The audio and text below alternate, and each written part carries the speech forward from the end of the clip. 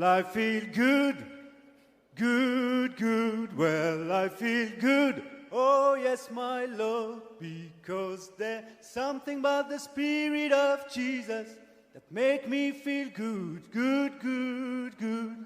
Well, I can love, love, love. Well, I can love. Oh, yes, my Lord, because there's something about the Spirit of Jesus that makes me love good, good, good, good. Well, I got joy, joy, joy. Well, I've got joy down in my soul, because there's something about the Spirit of Jesus that gives me such joy, joy, joy, joy. Well, I can sing, sing, sing. Well, I can sing, oh yes, my Lord, because there's something about the Spirit of Jesus that makes me sing good, good, good, good. Well, I can serve, serve, serve. Well, I can serve, oh yes, my Lord, Cause there's something about the Spirit of Jesus that makes me serve good, good, good, good. No, wait a minute.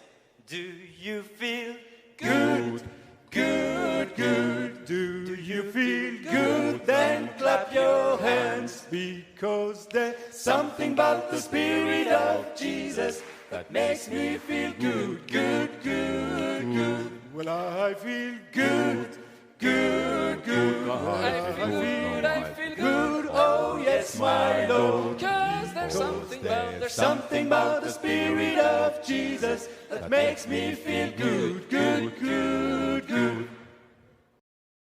Bonjour, le gospel que vous venez d'entendre est chanté par 5 membres de notre poste d'orbe. Ce groupe s'appelle A Cappella. C'est lui qui parfois enrichit nos cultes. Vous les entendrez encore après cette lecture et puis tout à la fin après la prédication. Pour l'heure, j'en viens à notre lecture d'aujourd'hui. Nous sommes dans l'évangile de Matthieu au chapitre 6 et nous allons lire les versets 19 à 21 et puis 24 à 34. Jésus, dans le Sermon sur la montagne, s'adresse aux siens. Il leur dit ceci: « Ne vous amassez pas des richesses dans ce monde, où les vers et la rouille détruisent, où les cambrioleurs forcent les serrures pour voler, mais amassez-vous plutôt des richesses dans le ciel, où il n'y a ni vers ni rouille pour détruire, ni cambrioleurs pour forcer les serrures et voler, car ton cœur sera toujours là où sont tes richesses.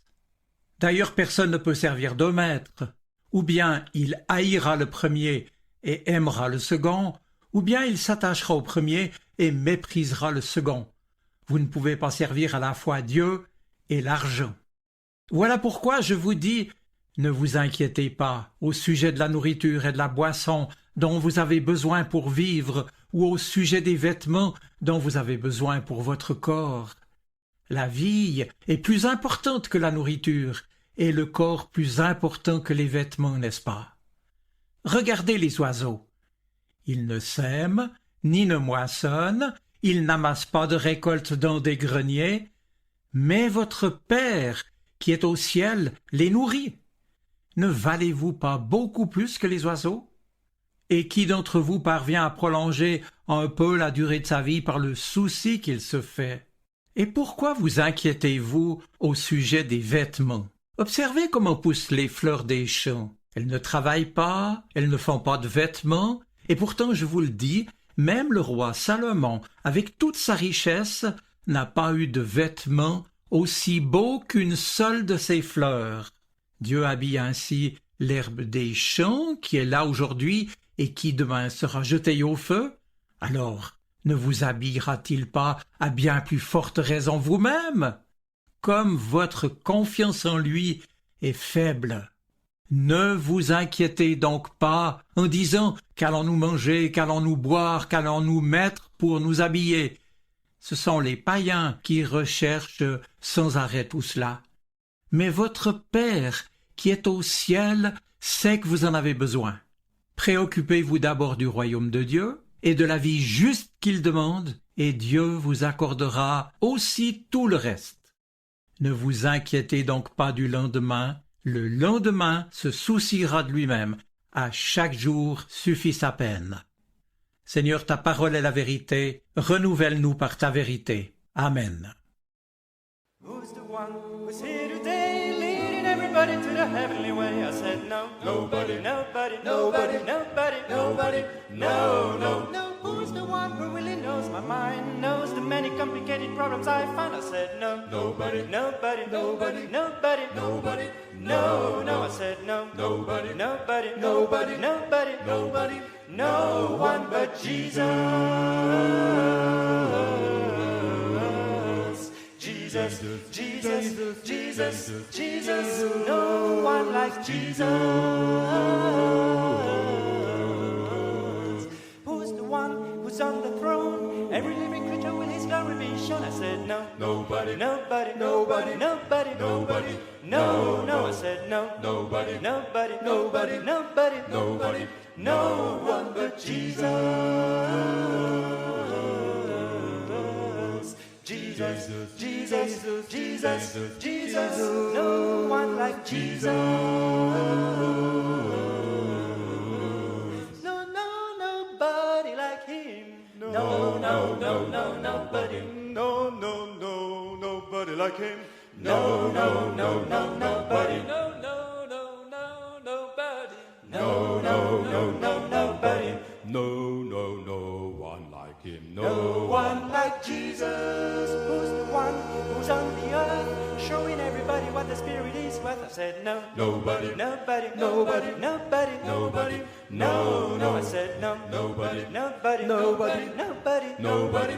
No, no, but though he lived in a distant past, everything he touches in the Bible will last. I said no. Nobody. Nobody. Nobody. Nobody. Nobody. No one but Jesus. Jesus, Jesus, Jesus, Jesus, no one like Jesus. I want you to know there's nobody like him. No, no, no, no, nobody. And I want you to know there's nobody like him. No, no, no, no, nobody. He's proven to me nobody like him. No, no, no, no, nobody. No, no, no, nobody. No one like Jesus. Who's the one who's here today, leading everybody to the heavenly way? I said no. Nobody. Nobody. Nobody. Nobody. Nobody. No, no, I said no, No one. one. No, us. Nobody. No, no, no one but Jesus. Dès le chapitre 5 de l'évangile de Matthieu se trouve ce qui est au cœur de l'enseignement de Jésus, enseignement donné à ses disciples et qu'on appelle le sermon sur la montagne. Ce sermon commence avec les fameuses béatitudes dans lesquelles Jésus leur donne en quelque sorte le secret d'une vie heureuse. Ces béatitudes, un nom qui vient du mot latin beatitudo, bonheur, sont en fait 8 promesses qui commencent toutes avec cette proclamation « heureux ». Mais ce qu'il y a d'étonnant en elles, c'est qu'elles sont adressées aux pauvres en esprit, aux doux, aux miséricordieux, comme aussi à ceux qui pleurent ou qui sont persécutés pour la justice. Bref, ce bonheur, proclamé par Jésus, ne correspond évidemment pas à l'image du bonheur qui est véhiculée par notre société, qui, elle, valorise, on le sait, la réussite matérielle.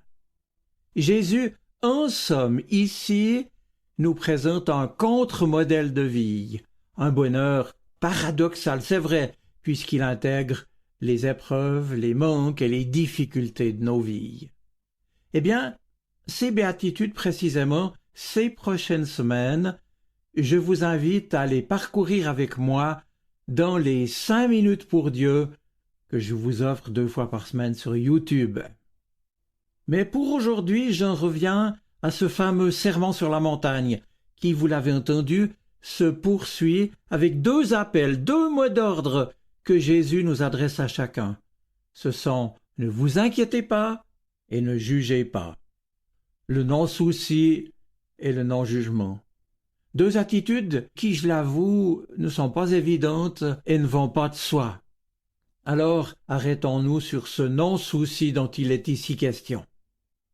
Et vous conviendrez avec moi que cette recommandation peut nous apparaître anachronique et surtout inadaptée à notre réalité humaine du XXIe siècle, parce que comment vivre avec insouciance, nous qui sommes d'ailleurs des inquiets par nature, et puis, à juste titre, inquiets aujourd'hui, car il y a bien sûr les soucis que nous nous faisons pour notre santé ou pour celle de nos proches, pour notre travail, pour l'avenir, pour nos enfants, pour ceci ou pour cela, et bien sûr aussi pour la marche du monde et l'état de notre planète, etc. Alors, ce « ne vous inquiétez pas » de Jésus n'est-il pas déconnecté de la réalité de nos vies? Frères et sœurs, ce qui me paraît évident ici, c'est qu'il ne faudrait surtout pas entendre cet appel de Jésus précisément comme un appel à l'insouciance ou comme un conseil consolateur à bon marché du style Annie Cordy qui chantait « Ça ira mieux demain » ou bien un conseil qui dit « Allez, c'est pas si grave, t'inquiète pas ». Non, et puis j'ajoute que ce n'est en rien un principe moralisateur qui ne ferait que nous culpabiliser, nous qui à l'évidence n'arrivons pas à ne pas nous inquiéter. Non, je crois de tout mon cœur qu'ici Jésus vient simplement nous offrir, dès le début de son ministère, la possibilité d'un programme de vie différente, qui n'est pas fondamentalement marqué par l'inquiétude ou l'angoisse du lendemain. Avec ce « ne vous inquiétez pas », il ne nous invite donc pas à être optimistes, mais il nous dit en quelque sorte « Je sais bien tout ce qui peut te préoccuper, mais voilà, tu peux tout remettre entre les mains du Seigneur, et tu peux vraiment lui faire confiance. Et ce faisant, alors tu pourras vivre délivré du poids, du souci qui ronge ta vie et qui te rend finalement malheureux. » Oui, Jésus nous propose donc cette attitude fondamentale de confiance en Dieu. Voilà le mot important. Confiance en Dieu comme un chemin vers une plénitude de vie, un bonheur qui est destiné à tous, indépendamment de nos circonstances extérieures. Un modèle pas facile, mais un modèle spirituel de vie, fait de dépréoccupation de nous-mêmes, de détachement qui nous permet de nous alléger de tous les fardeaux pesants que nous traînons sur nos chemins de vie. Et Jésus le répétera encore plus tard, c'est en Matthieu 11, en disant « Venez à moi, vous tous qui êtes fatigués de porter un lourd fardeau, et je vous donnerai le repos. » Et puis il ajoute « Prenez sur vous mon joug et laissez-vous instruire, car je suis doux et humble de cœur, et vous trouverez le repos pour vous-même. » Jésus commence à poser, en somme, un diagnostic. Il parle des trésors fragiles, littéralement, que l'on cherche à accumuler sur la terre et de notre asservissement à Mammon, une personnification du dieu argent. Et dans le paquet, nous pouvons ajouter le pouvoir, la renommée, le qu'en dira-t-on, l'orgueil, notre prétention à maîtriser et à réussir sa vie par nous-mêmes, et j'en passe. Car c'est vrai que dans notre société, on pense communément que plus on a d'argent, de biens, de pouvoir, et plus on sera heureux. Or, Jésus nous révèle que ce mécanisme est malsain, qui fait qu'en réalité nous sommes esclaves de ce que nous accumulons, alors que nous le faisions sans doute dans le but d'avoir la maîtrise de nos vies. Et l'on saisit alors qu'à l'origine du phénomène de l'inquiétude humaine, il y a une très grande insécurité qui nous pousse à nous rassurer nous-mêmes par l'accumulation de biens matériels, d'assurances de toutes sortes, et qui en fin de compte en viennent à prendre toute la place dans nos vies. Et cela, loin de nous libérer du souci, en fait le démultiplie en quelque sorte, et crée en nous une inquiétude perpétuelle. Et ce diagnostic de Jésus est sans appel quand il nous démontre que les biens matériels donnent seulement l'illusion de nous procurer la sécurité et la tranquillité, mais qu'en réalité, ce sont bien eux qui sont la cause de nos soucis. Et nos soucis se créent alors des trésors, et les trésors à leur tour créent des soucis, CQFD. Frères et sœurs, c'est notre volonté de maîtrise qui nous pousse aussi à tout planifier pour l'avenir et qui par là même nous crispe dans la peur ou l'angoisse de perdre ce à quoi nous nous attachons, et c'est ainsi que nous créons nous-mêmes notre propre malheur lorsque nous nous agrippons à l'avoir, au paraître, au faire même, comme si nous pouvions fabriquer nos vies à la force de notre désir et de notre volonté. Maintenant, si Jésus pose ce diagnostic, c'est bien pour nous aider à sortir de ce cercle vicieux et de ce mécanisme mortifère. Si notre malheur vient de ce que nous cherchons à avoir la maîtrise de nos vies en accumulant des biens pour combler une insécurité fondamentale, je l'ai dit, ce qui ne fait que générer les soucis, alors le bonheur ne peut venir que par une décrispation, en somme, une démaîtrise, un lâcher-prise fondamentalement spirituel. En termes bibliques, Jésus nous invite à une nécessaire acceptation de notre fragilité humaine, de nos manques, en un mot de notre situation de créatures qui ne vivent que de la grâce de Dieu, notre Créateur. Mais alors, cela n'est possible, nous rappelle justement Jésus, que par une attitude de confiance en un Dieu Père, un Père aimant, bienveillant, fidèle et bon, qui veut notre bonheur et qui sait ce dont nous avons besoin. Un Dieu généreux qui nous donne au jour le jour ce qui nous est nécessaire, et cela sans que nous ayons besoin de capitaliser ou d'accumuler pour le lendemain. En fait, je remarque ici que notre choix se situe non pas tellement entre deux maîtres concurrents, comme si Dieu se situait au même niveau que l'argent, le pouvoir, la renommée, etc. Mais le choix qui nous est demandé doit s'opérer entre un maître asservissant et menteur et le Dieu qui nous libère pour une vie vraie, en plénitude avec lui et avec ceux qui nous entourent. Jésus nous invite donc à choisir entre les idoles que l'on se fabrique soi-même pour calmer nos angoisses et qui se tournent contre nous en nous asservissant davantage, et notre Dieu, notre Père, qui veut notre bonheur, libéré de toute angoisse pour vivre avec lui dans une attitude de confiance en sa bonté qui prend fidèlement soin de nous.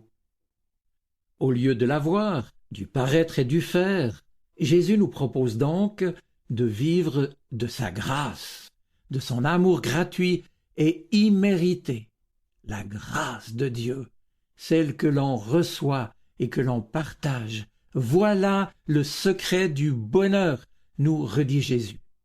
Et il le dit à ses disciples, et pour nous chrétiens, ce n'est donc ni anachronique, ni inadapté à nos vies, parce qu'aujourd'hui encore, dans cette confiance fondamentale, nous pouvons recevoir notre vie quotidienne et par surcroît tous les biens qui nous sont nécessaires comme autant de dons, de cadeaux que l'on reçoit des mains de notre Créateur, des dons gratuits, sans que nous ayons à les chercher ou à les mériter, à la manière des oiseaux du ciel, vous l'avez entendu, des lys des champs, qui sont là simplement pour témoigner de la gratuité de l'existence et de l'infinie largesse de l'amour de Dieu pour nous et pour sa création.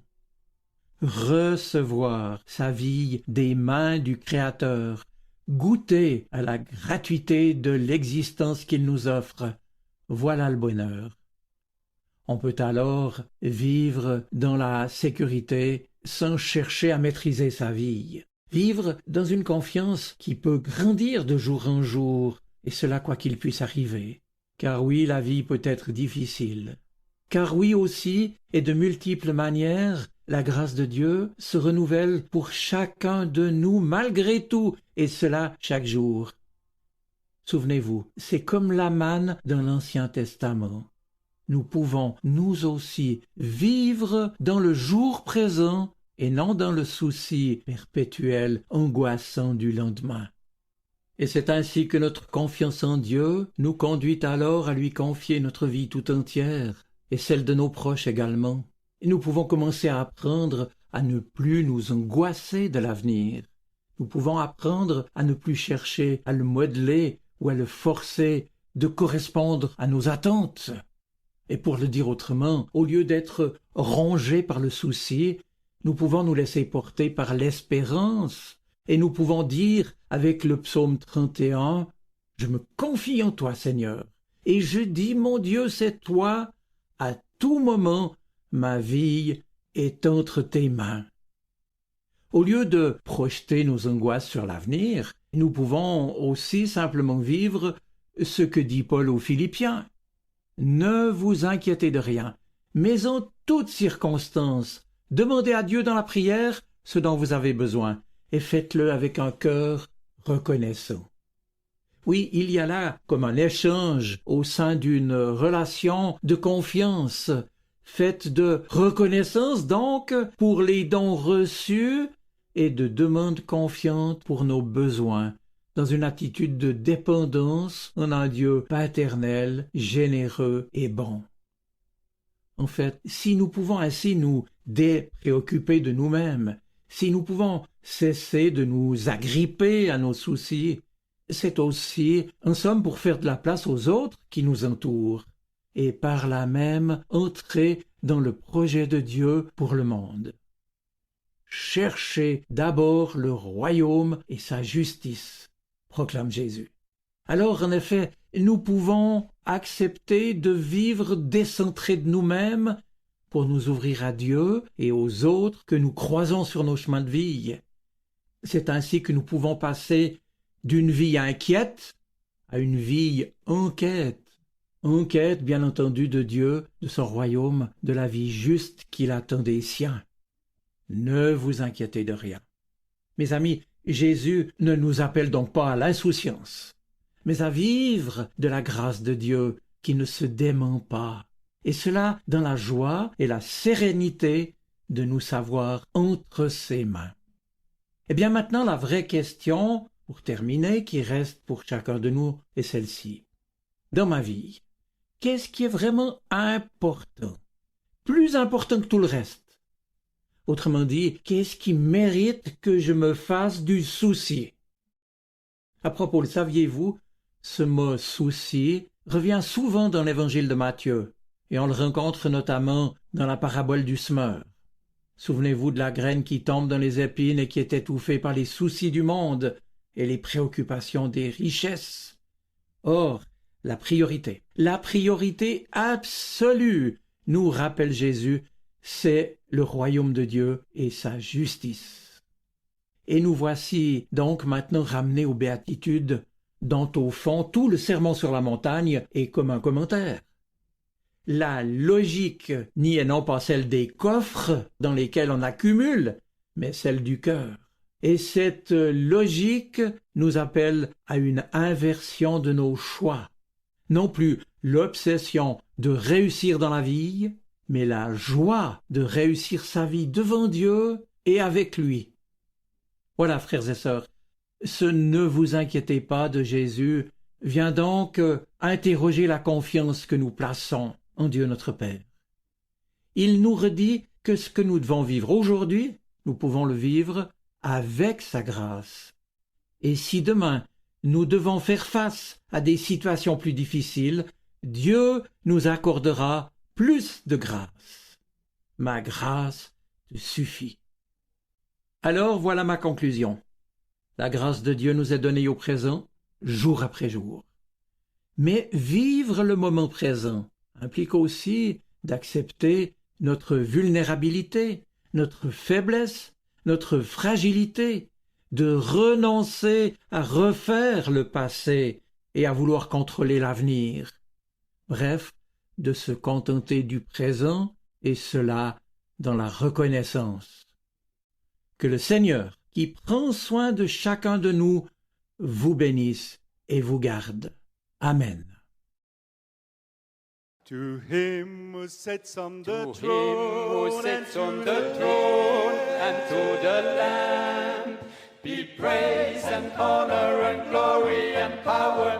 To him who sits on To the him who throne, sits and on to the throne and to the Lamb be praise and honor and glory and power forever and ever, forever and ever, forever and ever, forever and ever, forever and ever. forever and ever. To him To who him sits on who the sits on the throne, throne and to the Lamb be praise and honor and glory and power. to him who To sits him on who the sits on the throne throne, and to the Lamb be praise and honor and glory and power forever and ever. Forever and ever.